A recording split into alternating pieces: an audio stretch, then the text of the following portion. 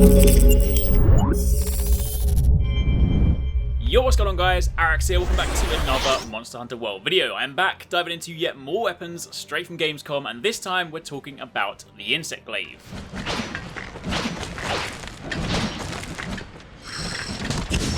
Of course, if you've missed any of the other weapon videos so far, then you can find them over on the channel or linked down below, and for any that I have yet to cover, rest assured they are coming your way very soon. I'm working as fast as I can to get these out to you, but you'll have to forgive me if I'm a tad slow, since it's a little harder to churn out videos quickly when you're working on a laptop in a hotel room.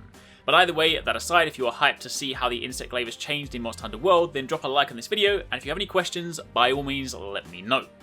Now to begin with, for those of you new to Monster Hunter, Insect Glaive is a weapon of two parts. You have the Glaive, which is the long bow staff looking thing that you wield and do most of your attacks with, and you also have the Kinsect, which is the little bug-like creature that attaches to your arm, separate to the slinger, and you send it out to gather extracts from the monster, which then provides you with a number of different buffs. In the weapon videos that Capcom released a few weeks back, this weapon was grouped into the technical category, which is understandable. While it's not as convoluted as something like the Charge Blade, the added Kinsect management does take a little getting used to.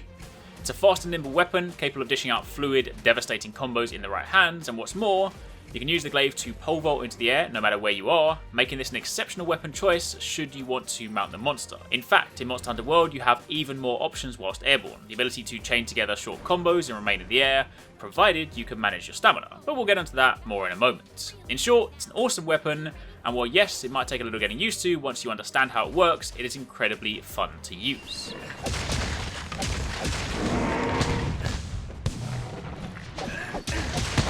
Now, with all of that in mind, let's dive in and take a look at the basics before we jump into the action and actually start hunting. To begin with, Glaive Combos. Much like pretty much every other weapon, attacks come from both triangle and circle. Triangle performs your standard attack, and if you press forward whilst doing this, you'll perform a stab or a thrust as opposed to the usual vertical slice. You can then press triangle 3 times to complete a standard attack combo. Meanwhile, circle performs a stronger overhead slam, and again, this can be done whilst moving forward to somersault forward. Great for closing the gap, getting yourself a little closer to the target, or just as an opener for your combo, since you can then follow this first attack with subsequent triangle or circle inputs. Now if you hold down R2 and press X, you will then go into the vault that I spoke about earlier. This launches you in the air, and whilst airborne you have a number of different options. At its most basic, you can press triangle to perform a traditional mid-air swipe attack. Since you're airborne, this also counts as mounting damage, so if you do this on a monster, provided it's at the right threshold, you can then mount using this move. However, what's new in Monster Hunter World is the ability to perform subsequent air dashes.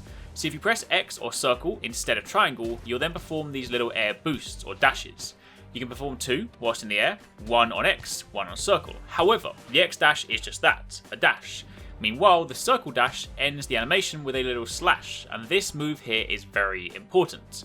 See, if this hit connects with the monster, you'll launch yourself back up into the air, and you'll then be able to perform a further 2 dashes on X or circle. The standard triangle air attack won't do this, so if you're just going for, say, damage or mounting, then spamming triangle is gravy. But if you want to be master of the skies, then it's the circle hit you need to land. Now, every air dash consumes stamina, so if you're not running with dash juice, then there genuinely is only a finite number of times you can do this before you'll be forced to land.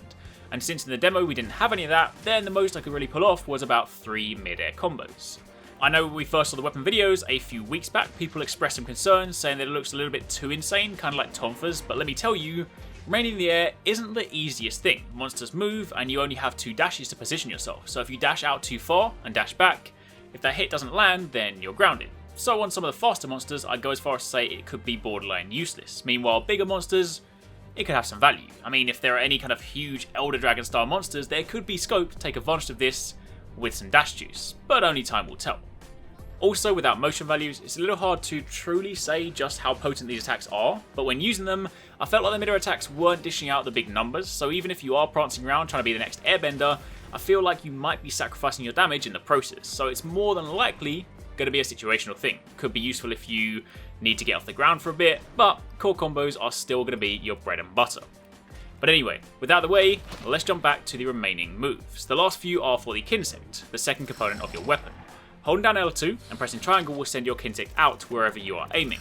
L2 and circle will then bring it back, and L2 and R2 together will fire off a mark which can act as a homing beacon for your Kinsect. But in truth, you don't really use this too much. And if you want to, mid-combo you can press R2 to smack the monster with the back of your glaive and mark it in the process. See, the Kinsect works like this. You send it out, and when it hits the monster, it'll gather extract. There are 4 types and colours. Red improves your attack and typically comes from a monster's head. Orange makes you immune to flinching and typically comes from the monster's chest or torso region. White gives you faster movement and is usually gathered from the legs, and green is for healing and comes from the tail. The first 3 are the most important. Green is consumed the second you call the Kinsect back, meanwhile the other 3 go into the little UI element at the top of the screen. You can store them for a period of time, and you gain the buffs when you have them. If you get red, white and orange all together, you get what is typically referred to as the triple buff. Not only do you gain all the previous benefits amplified, like slightly greater attack, defense, etc., but you'll also have a glow around your hunter and you'll get slightly different attack animations, essentially adding a second hit to your core combos. So this is the way that you use this weapon. Ideally, you want to maximize your triple buff uptime, so anytime it's not active, you gather more extract and you then continue fighting.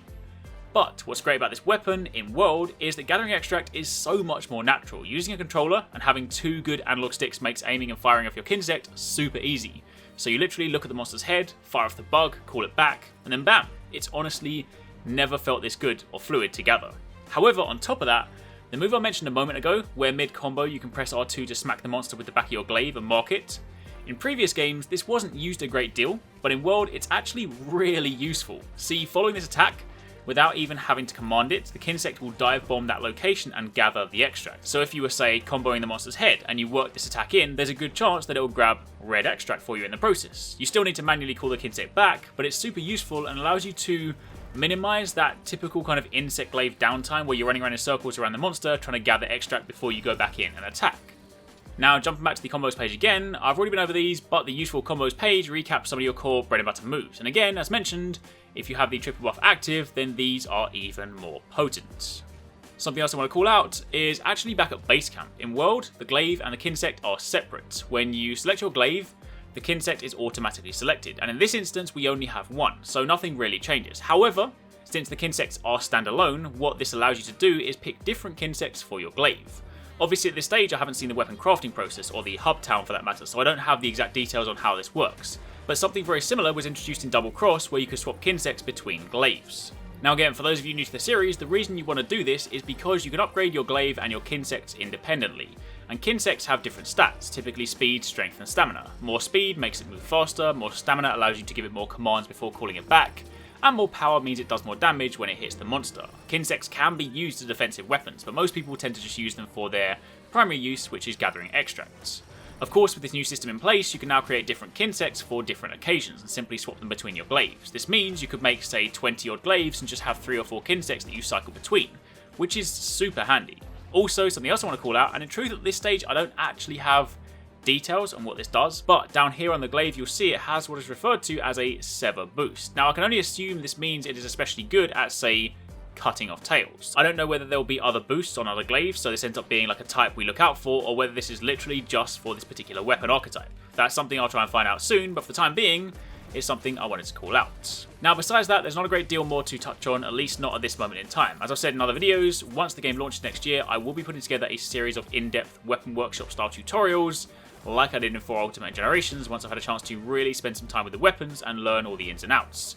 But for now, that was a quick look at how the Insect Glaive works in World, based on a couple of quick hunts at Gamescom. I want to leave you guys to watch a little bit more gameplay, just so you can see the weapon in action, but again, if you have any questions and things that you didn't quite understand in the video, or stuff outside of this, then by all means drop them down below and I'll do my best to answer them. Stay tuned for a lot more weapon videos and catch up on the ones you've missed on the channel, but thanks very much for watching, take it easy, catch you next time, peace out. Look, the monster's almost done.